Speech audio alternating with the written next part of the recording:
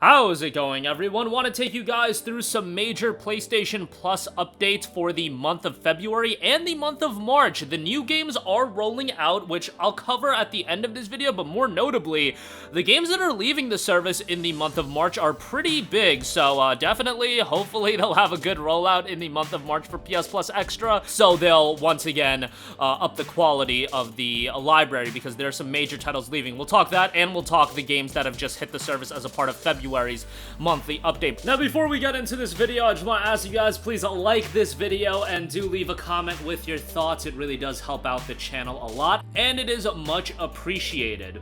But first of all, the game's leaving Plus Extra in March, so if you're a Plus Extra subscriber and you have any interest in playing any of these games, highly recommend you to start them ASAP. Civilization 6, Chia, which was a Day 1 Plus Extra title that is now leaving the service. That's generally going to be the case. I don't know if Chia came out a year ago, if that would make it a one-year window. Let's actually look into that. When did Chia drop? Because this was a Day 1 title. Yes, it dropped March 21st of 2023, so they signed up for a one-year window. So if you see Day 1 titles like a Teardown, I believe, and Stray obviously left the service. Generally speaking, those games do sign up for a one-year agreement. I'm sure it'll vary game to game, but generally speaking, it seems like the one-year window is what they're going for. Ghostwire Tokyo is leaving the service, and I believe Ghostwire Tokyo got added in last March, and that was when the initial timed exclusivity period for PS5 had elapsed, and then the game launched on Xbox Series as well as PlayStation Plus Extra and Game Pass, so it looks like that was a one-year window as well.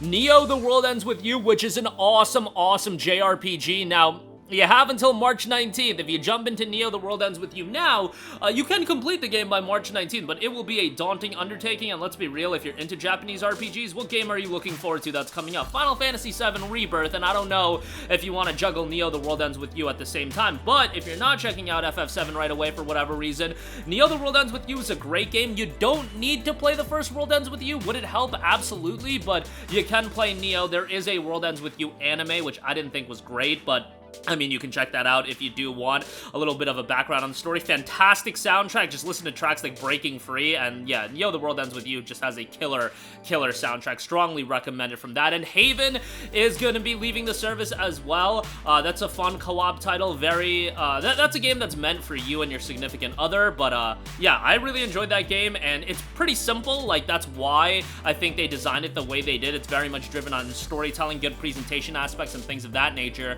but the game's pretty good, so I would recommend that. Code Vein, anime Souls-like, great game, but that's leaving the service, and Outer Wilds is leaving the service here as well. A lot of great games there. Like, this is one of those months that it's just not, you know, middle-of-the-road games leaving the service. Like, every single one of these games, I would say, is notable. From Chia being a Day 1 title that hit Plus Extra, Civ 6, while it's not that akin to PlayStation and console gaming, that's still a major one. What I would recommend is certainly, if you haven't played Ghostwire Tokyo, that's a game I would recommend, and it's manageable as far as length is concerned. You can complete that game in under 20 hours easily if you rush the main story. If you rush the main story, you could legit beat that game in like 12 hours. It's not a lengthy main story, but it was done by Tango Gameworks, who also did Evil Within and obviously Hi-Fi Rush, and it's not like those games are known for the immense amount of content. Hi-Fi Rush does have a lot of post-game content. Check that out when it drops on PlayStation, but nonetheless, Ghostwire Tokyo is a game that I would highly recommend, and there's a lot to like about the game. I thought the visuals were great, the atmosphere is great, sound design is really good. The story is where I really think they fumble the bag with Ghostwire. I think it starts off incredibly compelling. You have this dark and eerie, mysterious main villain, and then by the second half, it just kind of falls off a cliff and really does not have a good conclusion whatsoever, so that's a little bit of a bummer, but Ghostwire Tokyo is still a solid playthrough. I recommend Neo: The World Ends With You heavily, but, you know, that is a daunting undertaking for a month left. Haven is a shorter game as well and super simple. That's one that I would recommend. Code Vein, same as Neo: The World Ends With You. Not one that's going to be for everybody, but a good game. And Outer Wilds is a relatively short game, so certainly would recommend you to go through that. But one of the biggest months as far as games leaving the service that I can remember, so definitely, if you have any interest in those, jump on those ASAP. And again, hopefully March does come with a solid roundup of titles that does revitalize and enhance the collection quite a bit. Speaking of which, February is adding a bunch of games as well, and the games I would say are pretty good. Need for Speed Unbound is being added, which is a nice addition. That's a game that certainly was not worth $70, but as a part of a subscription service, I think fine. Have a nice go at that. The Outer Worlds Spacer's Choice Edition is being added as well. Outer Worlds is a relatively short RPG, comparatively speaking to a lot of the RPGs, the Western RPGs that come out these days, but it's a worthwhile game. This version has all the DLC. It's only the PS5 version, so the PS4 version is not added to Plus Extra. I saw some people make mention of that, which is a little bit of a bummer, but what can you do? Tales of Arise is being added as well. Tales of Arise is an excellent game. Not as strong of a cast as the other Tales of games. I still think Tales of Abyss and Vesperia stand head and shoulders above the other Tales of games. Berseria is good as well, but as far as cast goes, I think Abyss and Vesperia are the strongest. Arise is good. I didn't really click with the main character in Alphen as much, but, you know, he's fine. It's just nothing to really write home about. Assassin's Creed Valhalla is being added as well, and a lot of people were making note that AC Valhalla is the first game in Plus history that was in the service, got pulled from the service, and then got re-added to the service, so kind of interesting that that happened, but you know, it's a newer style Assassin's Creed game. If you want to jump into it, go for it. Not my cup of tea. I am trying to get more and more into it, as you guys might know. Trying to refine my love for Assassin's Creed, which I'm not really trying to refine it. Like, I love the older style Assassin's Creed games. These newer games don't really do it for me, but, you know, Assassin's Creed Red is going to be coming out hopefully by the end of this year, and we're talking Assassin's Creed in Japan. That's finally happening. You know that I'm going to have to give that a shot as well. Lego Worlds, Lego Jurassic World added, Rogue Book, Rogue Lords, Tales of Zestria, which in my opinion is the weakest Tales of game. Still a decent playthrough, but certainly the weakest Tales of game. And then Plus Premium, I think, has a really solid catalog of titles being added. Resistance Retribution,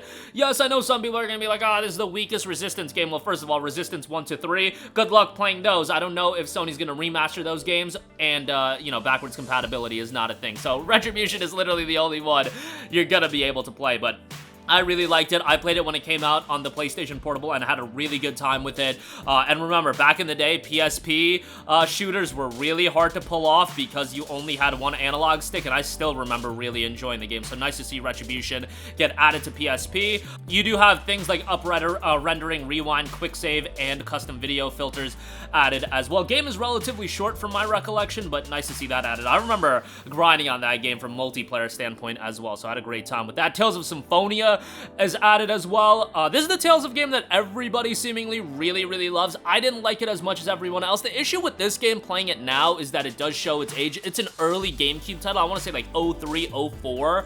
But yeah, it's still a worthwhile game to go through. Like, Tales of is one of the more consistent franchises you're going to come across, and Symphonia is a solid playthrough. And then lastly, we have a Tales of Vesperia. Again, love Tales of Vesperia. Thought this cast was super strong. Yuri is a great main character, and a little bit of a change of pace from a lot of JRPG main characters. A lot of JRPG main characters have that like zero to hero kind of gimmick going on for it, and Yuri is a character that is like super likable, doesn't take things too seriously. I just thought it was a nice change of pace from a lot of the other JRPGs that were coming out around the same time in 2008 to 2009. The rest of the cast is really strong as well. This is the definitive edition with the bonus content, extra characters and whatnot, but a really worthwhile game to go through. Certainly would recommend this one. And you know, as far as which Tales of game to start with, I would probably, you know I talk of Vesperia and Abyss isn't even playable right now, but really Arise is probably the best one, just because from a visual standpoint it is such a step up from the other games. And if it's not Arise, then Berseria is a good one. Vesperia is a good one as well. Vesperia did come out in 2008, so just keep that in mind. But that'll do it for me. Again, a solid roster of games getting added to Plus Extra, and more so Plus Premium this month, but some major games leaving as well, with Civ 6, Chia, Ghostwire Tokyo, Neo The World Ends With You, Haven, Code Vein, and Outer Wilds. Those are all leaving March 19th, so hopefully ahead of that we do get a solid roster of games rotating in March for Plus Extra as well. That's going to do it for me. Sound off with all of your thoughts in the comment section down below. Thank you for watching, and goodbye. Hey guys, we hope you enjoyed the video, and if you did, make sure to hit the subscribe button, and if you're already subscribed, do us a favor and hit the bell icon. This way you'll be notified whenever we post a new video. That's the best way to keep up with all of our uploads, and we usually try to upload 2 videos a day. And with the bell icon hit, you'll be notified whenever we do upload a video. As always, thanks for watching.